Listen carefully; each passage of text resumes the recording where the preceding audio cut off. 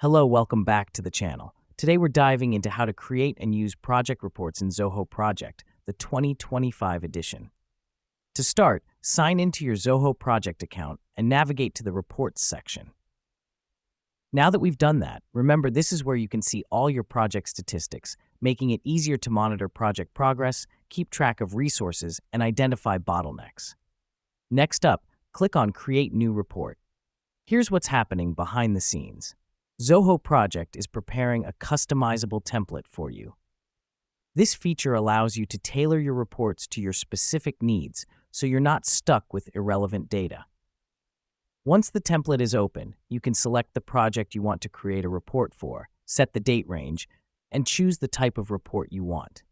The reason we do this is to narrow down the information and focus on what matters most to you. After setting your preferences, click Generate Report.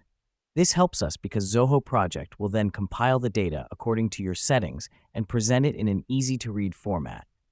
Your report is now ready. You can view it, download it, or share it with your team members right from the platform. Let me explain why this matters. By sharing your report, you foster transparency and collaboration in your team, ensuring everyone is on the same page. And that's it. You've successfully created and used a project report in Zoho Project. Keep playing around with the settings to get the most out of your reports. Thank you for watching, and until next time, keep those projects on track.